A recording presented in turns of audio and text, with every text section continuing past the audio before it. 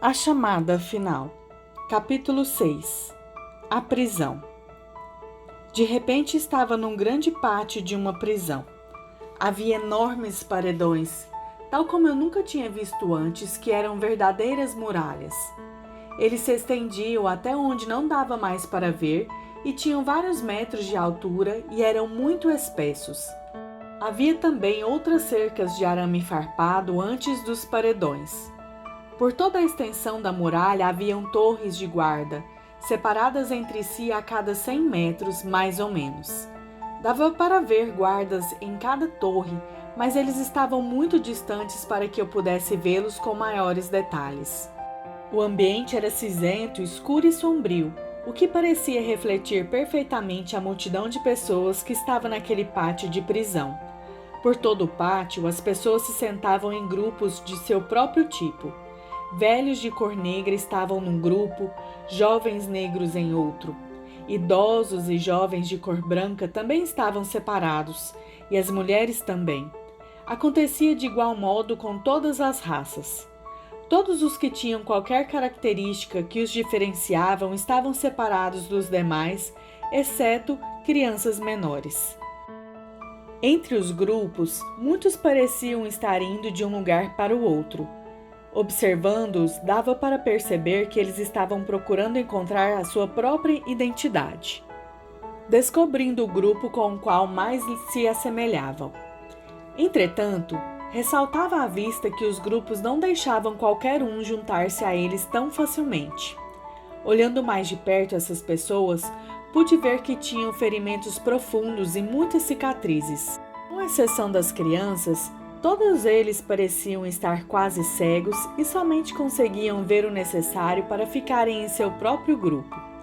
Mesmo dentro de cada grupo, as pessoas constantemente procuravam ver as diferenças que os outros tinham.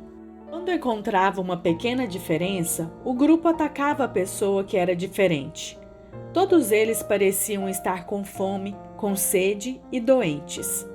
Me aproximei de um senhor idoso e perguntei por que todos eles estavam em uma prisão. Ele olhou para mim espantado, declarando que eles não estavam em prisão alguma e me questionou por que eu tinha feito uma pergunta assim tão estúpida. Apontei então para as cercas e para os guardas, mas ele replicou: "Que cercas? Que guardas?" Ele olhou para mim como se eu estivesse insultando terrivelmente, e então achei que se lhe perguntasse algo a mais, ele me atacaria. Fiz em seguida a uma jovem essa mesma pergunta e recebi a mesma resposta. Foi então que percebi que eles estavam tão cegos que não podiam ver as cercas nem os guardas. Eles não sabiam que estava em uma prisão. O guarda. Decidi perguntar a um dos guardas por que aquela gente estava presa. Ao caminhar em direção às cercas, pude ver furos nelas que facilitavam a saída. Quando cheguei diante do paredão, vi que ele tinha sido construído de forma tão irregular que me seria muito fácil subir por ele. Qualquer um poderia escapar facilmente, mas ninguém procurava fugir porque não sabia que era cativo. Então cheguei em cima da muralha e dava para ver bem distante o sol brilhando.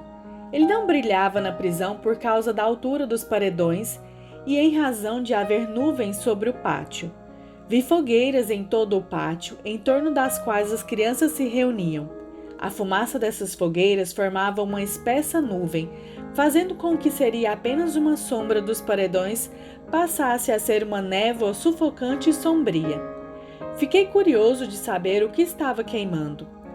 Andei na parte superior da muralha até chegar ao posto de um dos guardas. Me surpreendi por ver que o guarda estava vestindo um belo terno com colarinho, indicando que ele seria algum tipo de ministro ou sacerdote. Ele não se chocou ao me ver e creio que presumiu que eu fosse um outro guarda. "Senhor", perguntei-lhe, "por que essa gente está numa prisão?" Essa pergunta chocou e vi que um temor e uma desconfiança tomou inteiramente. "Prisão? Que prisão?" respondeu ele. "Do que você está falando?" "Estou falando de toda essa gente que está no pátio dessa prisão", disse com uma estranha coragem. O senhor obviamente é um guarda dessa prisão, pois está no posto de guarda. Mas por que o senhor está vestido desse jeito? Eu não sou guarda de prisão nenhuma. Eu sou um ministro do Evangelho. Não sou guarda de ninguém. Sou um líder espiritual. Este não é um posto de guardas. É a casa de Deus. Filho, se você veio fazer gracinhas, saiba que eu não estou rindo. Ele agarrou a sua arma e parecia estar pronto para atirar em mim. Queira me desculpar por perturbar-lhe, respondi, sentindo que sem dúvida ele usaria a sua arma. Me afastei dele, esperei ouvir tiros a qualquer momento. Aquele homem estava tão inseguro que eu sabia que ele atiraria antes de pensar, ao sentir-se ameaçado. Posso também dizer que ele era sincero. Ele realmente não sabia que era um guarda. A professora da escola. Fui então andando ao longo da muralha até achar que estava a uma distância segura e então me virei e olhei para aquele ministro. Ele estava caminhando de um lado para o outro em seu posto de guarda muito perturbado. Eu não podia compreender por que as minhas perguntas o tinham incomodado tanto. Foi óbvio que não lhe abriram a visão para ver nada de forma diferente, mas que, ao contrário, fizeram com que ele ficasse mais inseguro e mais ameaçador. Ao caminhar, me senti ansioso por descobrir o que estava acontecendo e fiquei pensando como expressar-me melhor para não ofender o próximo guarda com quem viesse a falar. Ao me aproximar do posto de guarda seguinte, surpreendi-me de novo com a sua aparência. Não era um outro ministro, mas uma jovem com seus 25 anos. Senhorita, posso lhe fazer algumas perguntas? Pois não, em que posso ajudá-lo? Disse ela com um ar um tanto condescendente. O senhor é o pai de uma das crianças? Não, respondi, sou um escritor. De alguma forma achei que deveria responder assim. Como eu esperava, isso despertou a sua atenção. Não querendo cometer o mesmo erro que eu tinha feito com o ministro, por chamar o local em que se encontrava de um posto de guarda, perguntei à jovem o que ela fazia nesse lugar. Sua resposta foi imediata e ela parecia estar surpresa por eu fazer tal pergunta. Sou uma professora e, portanto, o senhor não acha muito natural que eu esteja em minha escola? Então esta é a sua escola, repliquei, apontando para o posto de guarda. Sim, agora já fazem 3 anos que estou aqui. Pode ser que eu fique aqui por toda a vida. Tenho um enorme prazer no que faço. Esta última observação saiu assim tão sem pensar que eu pude achar que iria descobrir alguma coisa se a pressionasse. O que é que você ensina? Deve ser algo muito interessante, já que você considera a possibilidade de passar toda a vida fazendo isso. Ensino ciências, história e geografia. A minha função é moldar a filosofia e a visão de mundo nessas jovens mentes. O que eu lhes ensino vai guiá-los por toda a vida. O que o senhor escreve? Perguntou ela. Livros, respondi. Escrevo livros sobre liderança, já prevendo a sua próxima pergunta. De alguma forma eu sabia que se eu tivesse dito livros cristãos sobre liderança, a nossa conversa teria parado por aí. Mas ela demonstrou estar mais interessada ainda depois da resposta que lhe dei. Trata-se de um importante assunto, liderança, afirmou ela com um ar ainda mais um tanto condescendente. As coisas estão mudando tão rapidamente que precisamos ter as ferramentas de uma liderança correta para guiar essas mudanças na direção certa. E qual é a direção certa? Perguntei.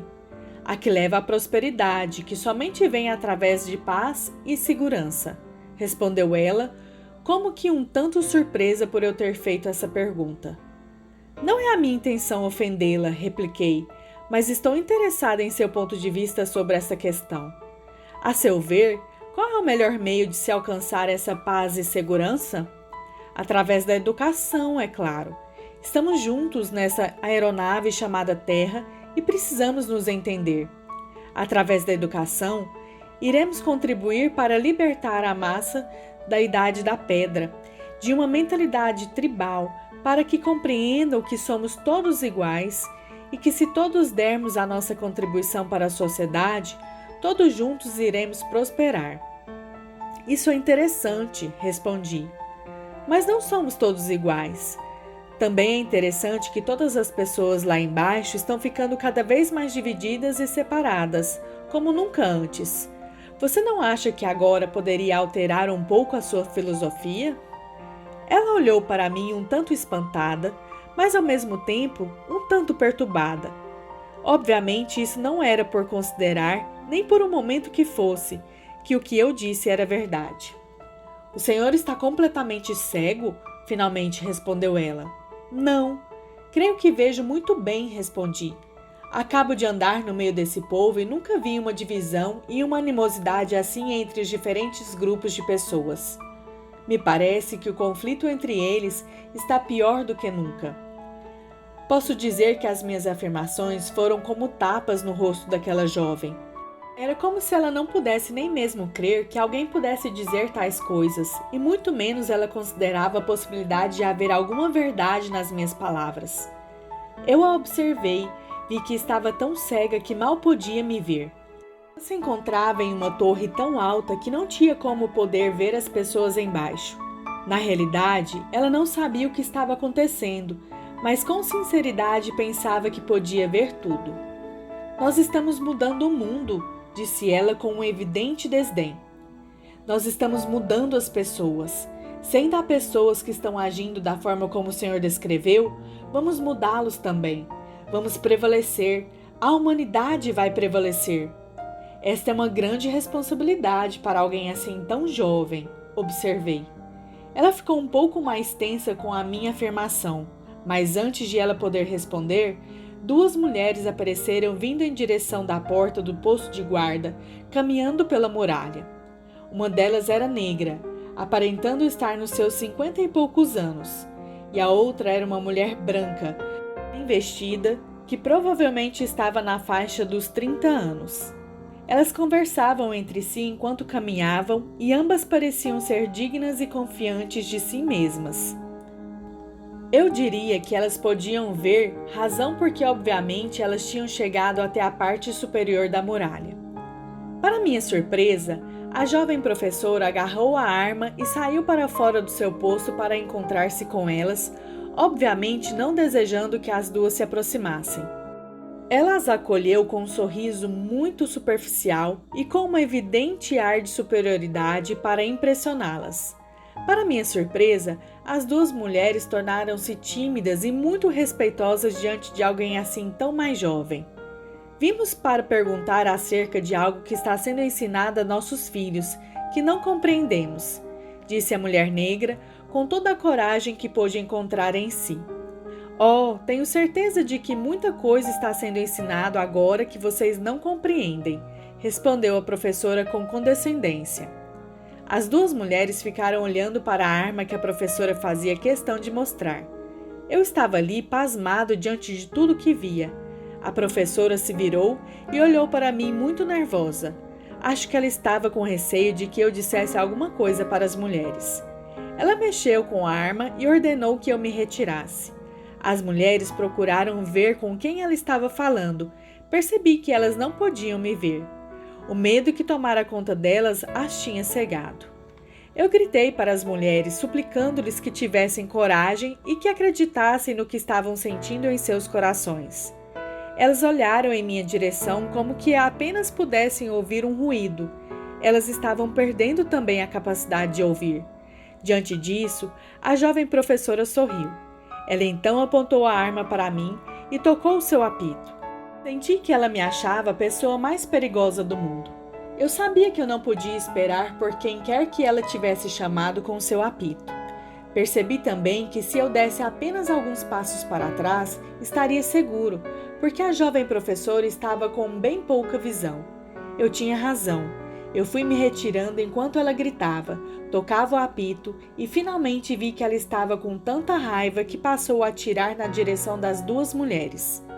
Enquanto eu permanecia na muralha, entre dois postos de guarda, pensando sobre a situação, senti a presença de sabedoria. Retorne para o pátio da prisão. Eu estarei com você. Saiba que eu lhe dei a visão para poder escapar de qualquer armadilha ou de qualquer arma. Lembre-se tão somente que o medo pode cegá-lo. Crendo que eu nunca o deixarei, você sempre verá o caminho por onde ir. Tenha também cuidado de apenas revelar a sua visão àqueles a quem eu conduzi para fazê-lo. A visão é o que os guardas mais temem. Sei que você quer me fazer muitas perguntas, mas elas serão melhor respondidas através das experiências pelas quais você vai passar.